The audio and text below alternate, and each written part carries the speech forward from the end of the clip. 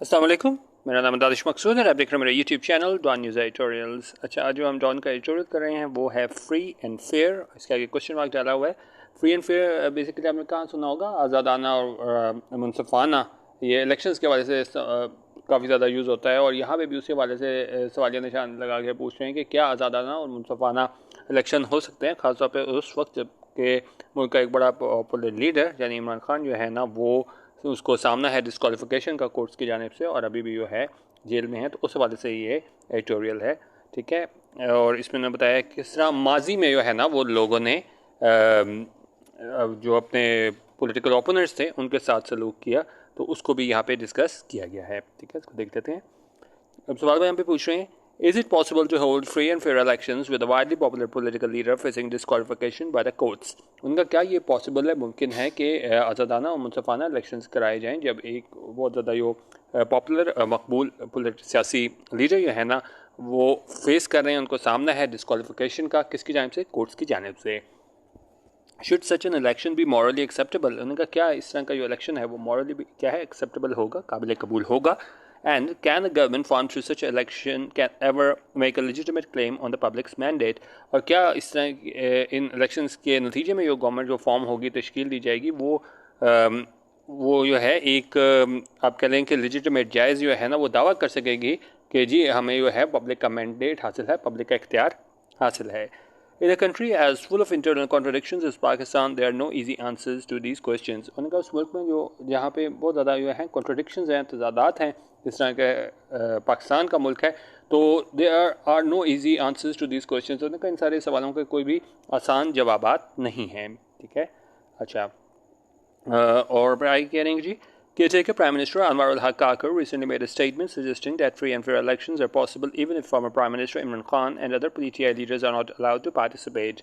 और जो निगरान प्राइम मिनिस्टर हैं अनवर अल-हक काकर, उन्होंने हाल ही में है ना एक स्टेटमेंट दी थी जिसमें उन्होंने कहा था कि जी आज़ादाना मुनसफ़ाना इलेक्शंस बिल्कुल पॉसिबल हैं, मुमकिन हैं। यहाँ तक कि बेशक जो साबिक प्राइम मिनिस्टर इमरान खान हैं और दूसरे पीटीआई लीडर्स हैं, उनको अगर ना इजाज़त दी जाए पार्टिसिपेट करने की, उन्होंने कहा फिर भी फ्री एंड फेयर इलेक्शंस हो सकते हैं। He argued that all politicians who violate the law must pay for their transgressions. और इस बात पे बहस की कि तमाम पॉलिटिशियंस जो क्या है खिलाफ वर्जी करते हैं कानून की, उनको क्या है पे करना होगा, उनको कीमत चुकानी होगी। किस चीज़ के लिए? For their transgressions. ट्रांसग्रेशन क्या होता है, या मीनिंग लिखा हुआ है, ट्रांसग्रेशन होता है कोई भी एक चीज़ जो अगेंस्ट लॉ हो, कोड ऑफ कॉन्डक्ट हो, ठीक है, कोई ऑफेंस हो, तो जो भी मतलब इनका जिन्होंने खिलाफ वर्जियाँ की हैं तो उनको यह है ना उसकी कीमत चुकानी होगी। In technical terms, he is correct, and if Pakistan were a country where institutions abided by the law, no one would disagree, since the continuity of the democratic process can never be dependent on the legal status of a handful of its leaders. और उन्होंने कहा कि जी अगर हम technical terms में बात करें तो उसकी बात बिल्कुल ठीक है। और उन्होंने कहा अगर पाकिस्तान जो है ना वो एक मुल्क होता जहाँ पे इदारे जो है ना वो लॉ को अबाइड करते, उसको क्या है उसके ताबे रहते, तो कोई भी जो है ना इस चीज़ से डिसएग्री नहीं करना था, क्योंकि वो कंटिन्यूटी होती है, तसलसल होती है डेमोक्रेटिक प्रोसेस का, वो नहीं डिपेंडेंट होती, नहीं वो डिपेंड कर रहा होता, इन्हिसार कर रहा होता लीगल स्टेटस कुछ अपने लीडर्स पे, ठीक है। लेकिन क्या कह रहे हैं, हाउवर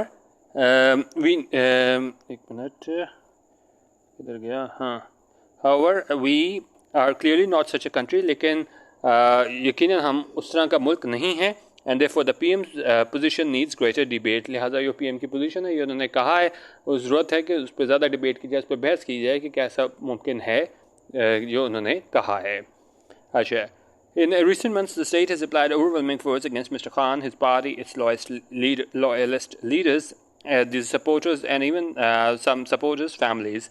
अच्छा, बता रहे हैं कि क्या हालिया महीनों में क्या जो मकबूल पार्टी थी पीटीआई, उसके जो सपोर्टर्स थे और इवन यहाँ के तक उनके फैमिली मेम्बर्स थे, उनके साथ क्या सलूक किया गया। उनका हालिया महीनों में स्टेट में है ना बहुत ज़्यादा जो है ना फोर्स इस्तेमाल की मिस्टर खान के अगेंस्ट, उसकी पार्टी के अगेंस्ट, उसके चाहने वाले लीडर्स थे उनके अगेंस्ट, जो बिल्कुल वफादार लीडर थे उसके सपोर्टर्स थे और यहाँ तक कि सपोर्टर्स की फैमिलीज थे, उनके खिलाफ भी बहुत ज़्यादा जो है ना वो फोर्स इस्तेमाल की गई। From refusing to obey release orders to outright disappearing people, from breaking into suspects' homes to kidnapping their family members to forcing them to surrender. अब बता रहे हैं क्या क्या किया कि जी उसमें from refusing to obey release orders, ये कि उन्होंने रिफ्यूज़ कर दिया कि मानने से रिलीज़ ऑर्डर्स को। फिर वहाँ पे लोगों को उठाया गया, फिर जो जिन पे शक था वहाँ पे है ना इनके घर दाखिल हुए लोग, फिर किडनैप किया गया फैमिली मेम्बर्स को और फिर उनको मजबूर किया गया कि वो सरेंडर कर दें, हथियार डाल दें। The authorities have ridden roughshod over fundamental rights and legal norms in their effort to cut the PTI to size। अच्छा, यहाँ पे दो अच्छे इडियम यूज़ हुए हैं, इसको पहले हम देख लेते हैं। करेंगे जी, the authorities have ridden roughshod। अच्छा, अब इसका क्या मतलब होता है, इसको थोड़ा हम देख लेते हैं। इसका मतलब होता है to completely ignore the rights, opinions, feelings of others. ठीक है, तो उन्होंने बिल्कुल जो अथॉरिटीज़ थे ना, उन्होंने बिल्कुल साइड पे रख दिया, मतलब कोई उन्होंने उस चीज़ पे ध्यान नहीं दिया कि वो फंडामेंटल राइट्स होते हैं, बुनियादी हकूक़ होते हैं, and legal norms in their effort.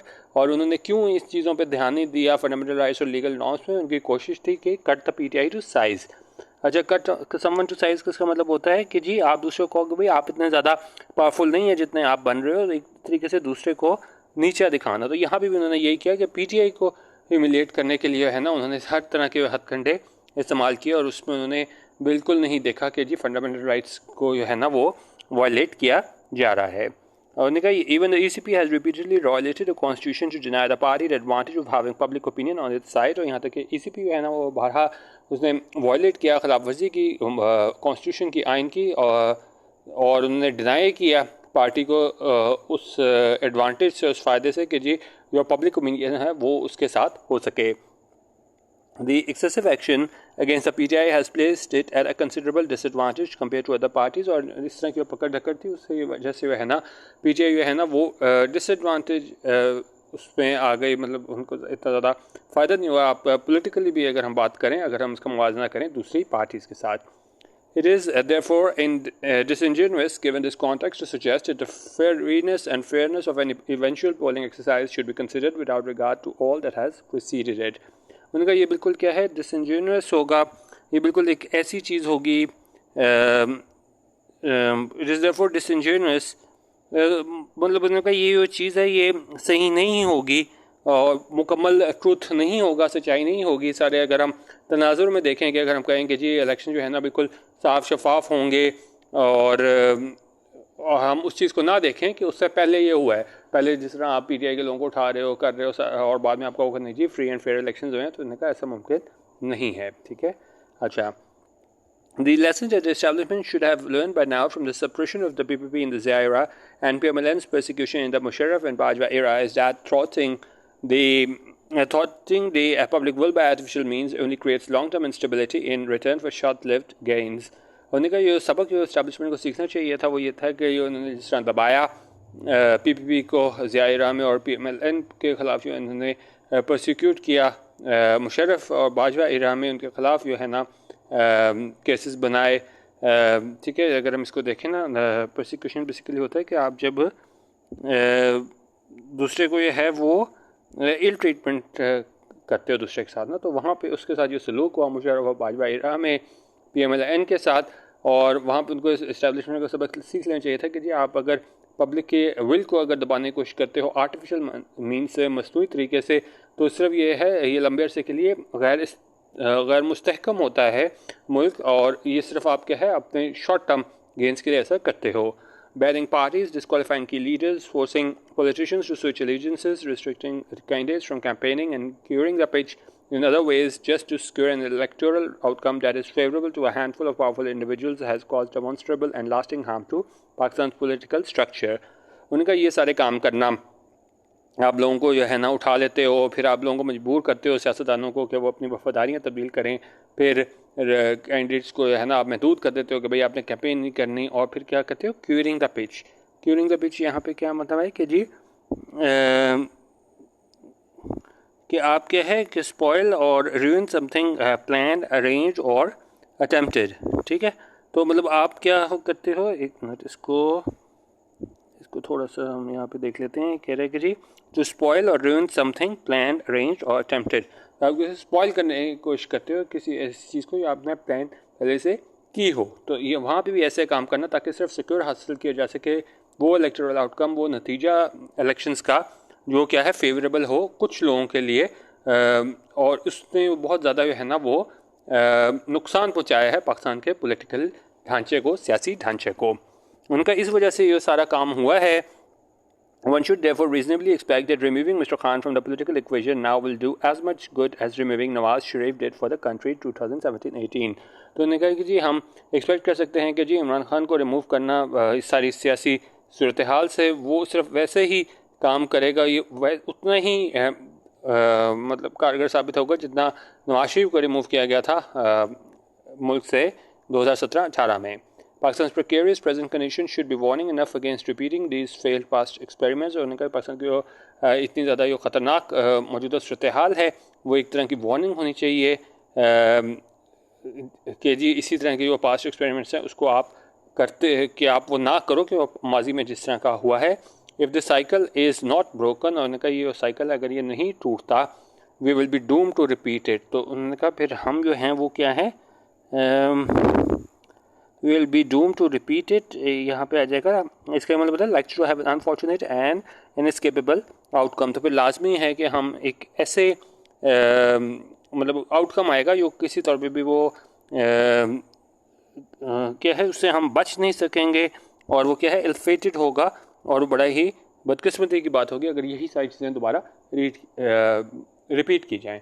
तो बेसिकली एडिटोरियल इस हवाले से था कि फ्री एंड फेयर इलेक्शंस के वास्ते ने कहा कि जी किस तरीके से फ्री एंड फेयर इलेक्शंस होंगे जब आप एक लीडर को इस तरीके से परसिक्यूट कर रहे हो. फिर माजी की उन्होंने मिसालें दी हैं, उन्होंने कहा माजी में भी है कारगर साबित नहीं हुआ. अभी भी इनको समझ आना चाहिए कि इस तरीके से है ना आप वफादारियाँ तब्दील करके फ्री एंड फेयर इलेक्शंस की बात नहीं कर सकते. ठीक है, आज का एडिटोरियल.